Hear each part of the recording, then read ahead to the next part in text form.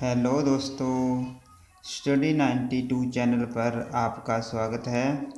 इस वीडियो में आप कराऊंगा फिजिक्स का जो सेकंड पार्ट होगा। इससे पहले मैंने फर्स्ट पार्ट अपलोड कर रखा है। यदि आपने वो वीडियो नहीं देखी है तो पहले उस वीडियो को देखें, जिसका लिंक मैं इस वीडियो को डिस्क्रिप्शन दे दूँगा। वहाँ पर मैंने 50 क्वेश्चन कराए हुए हैं और आज मैं इसको 51 से कराऊंगा। तो चलिए शुरू करते हैं और देखते हैं आज का क्वेश्चन 51। किसमें सर्वोच्च विशिष्ट ऊष्मा का मान होता है? आंसर जल।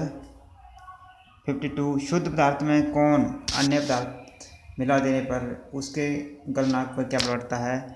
घट जाता है। यानी किसी पदार्थ में कोई भी अन्य पदार्थ मिला देते हैं तो उसका गलनांक वो घट जाता है। अपद्रव्यों को मिलाने से गलनांक पर क्या प्रभाव पड़ता है? ये भी घटता है। चावल को पकाने में कहाँ अधिक समय लगता है? माउंट एवरेस्ट पर अधिक समय लगता है। 55 किसी द्रव का उसके क्वथनांक से पूर्व उसके वाष्प में बदलने की प्रक्रिया को क्या कहते हैं? वाष्पीकरण। आंतरिक ऊर्जा की संकलना ऊष्मागति की किस नियम से मिलती है? प्रथम नियम। ऊष्मागति का प्रथम नियम किस अवधारणा की पुष्टि करता है? ऊर्जा का संरक्षण। किस बिंदु पर फ़ारेनहाइट तापक्रम सेंटीग्रेड तापक्रम का दोगुना होता है? 160 डिग्री फ़ारेनहाइट।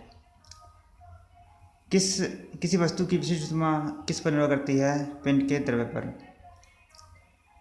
ब्लैक बॉडी किसकी विकिरण को अवशोषित कर सकती है?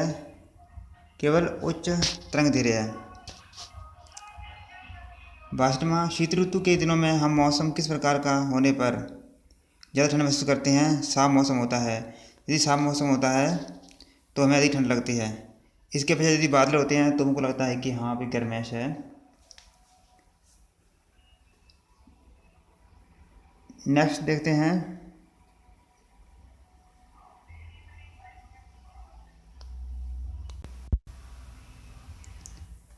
नेक्स्ट देखते हैं 62वां शीत ऋतु के दिनों में हम मौसम किस प्रकार का होने पर ज़्यादा ठंड महसूस करते हैं? साफ। ये हो गया। 63वां है मिट्टी के घड़े में किस क्रिया के कारण जल ठंडा रहता है? वाष्पीकरण द्वारा। 64वां प्रस्रव्य तरंगों को सबसे पहले किसने सीटी बजाकर उत्पन्न किया था? गाल्टन ने। ध्वनि का तात्पर्य यानी पिच किस पर निर्भर करता है? आवृत्ति पर, फ्रिक्वेंसी पर। विमानों के आंतरिक भागों की सफाई के में किसका उपयोग किया जाता है? पराश्रव्य तरंग का। मनुष्य को ध्वनि कंपन की अनुभूति किस आवृत्ति सीमा में होती है? 20 से 20,000 हर्ट्ज। लगभग 20 डिग्री सेल्सियस तापक्रम पर किस माध्यम में ध्वनि की गति अधिकतम रहती है? लोहा। 69 ध्वनि के किस लक्षण के कारण कोई ध्वनि मोटी या पतली होती है? तारतम्य जन पिच के कारण। 70 किसके द्वारा सबसे अधिक ध्वनि प्रदूषण होता है? हवाई जहाज की उड़ान भरना।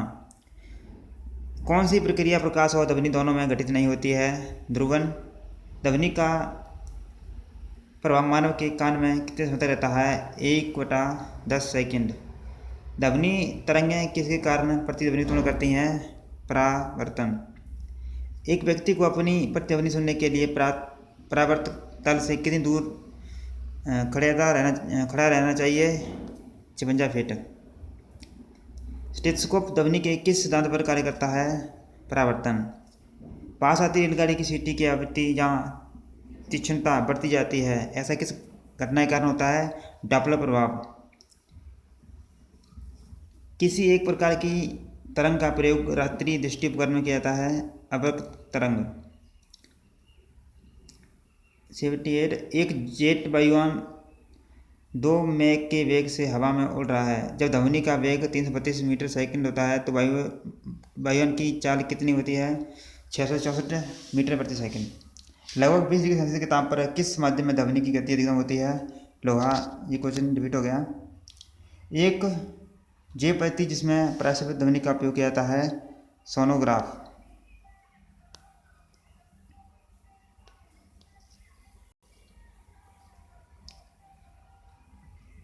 कौन सी तरंगें शून्य में संचार नहीं कर सकती? ध्वनि। वह उपकरण जो ध्वनि तरंगों की पहचान तथा ऋतुरेखन के लिए प्रयुक्त होता है क्या कहलाता है? सोनार। प्रकाश तरंग किस प्रकार की तरंग है? अनुप्रस्थ तरंग। प्रकाश का तरंग सिद्धांत किसके द्वारा प्रसारित किया जाता है? हाइगेंस के द्वारा।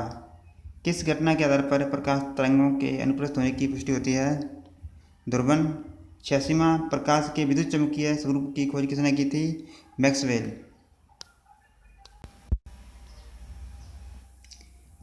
87वां है किसने सर्वप्रथम यह दिखलाया कि प्रकाश तरंगों का परिविवर्तन होता है? ग्रेमाल्डी। कौन सी घटना प्रकाश और ध्वनि दोनों में घटित नहीं होती है? ध्रुवन। कौन सा सिद्धांत प्रकाश के तरंग प्रकृति की पुष्टि करता है? व्यक्तीकरण का सिद्धांत। चंद्रमा से पृथ्वी तक आने में प्रकाश को लगभग कितना समय लगता है? 1 सेकंड। 101वां क्वेश्चन है सूर्य की रोशनी को पृथ्वी तक पहुंचने में लगभग कितना समय लगता है? 8 मिनट 16.6 सेकंड। वायु में प्रकाश की गति कितनी होती है? 3 गुना 108 मीटर प्रति सेकंड। 103 सूर्य ग्रहण के समय सूर्य का कौन सा भाग दिखाई देता है? क्रिट यानी कोरोना। पानी से भरे किसी बर्तन में पड़ा एक सिक्का किस कारण थोड़ा उठा प्रतीत होता है? प्रकाश के अपवर्तन के कारण। ये क्वेश्चन है कई बार एग्जाम में आया हुआ है तो इसके ध्यान से देखें। पानी में डुबाई हुई एक छड़ी किस शब्द के कारण मुड़ी प्रतीत होती है? ये भी प्रकाश का अपवर्तन है। किसके कारण आकाश नीला दिखाई पड़ता है? परिकिरण। सूर्योदय और सूर्यास्त के समय आसमान में लाल रंग किसके कारण होता है? परिकिरण। इंद्रधनुष में किस रंग का विक्षेपण अधिक होता है? बैंगनी। 109 सूखा बालू चमकीला क्यों दिखाई देता है जब गीला बालू धुंधहीन होता है? इसका कारण परावर्तन है। पेरिस्कोप बनाने में कौन सा एक दर्पण प्रयुक्त होता है? समतल दर्पण। 102 साबुन के पतले झाग में चमकदार रंगों का बनना किस परिघटना का परिणाम है? बहुलित परावर्तन और व्यक्तीकरण।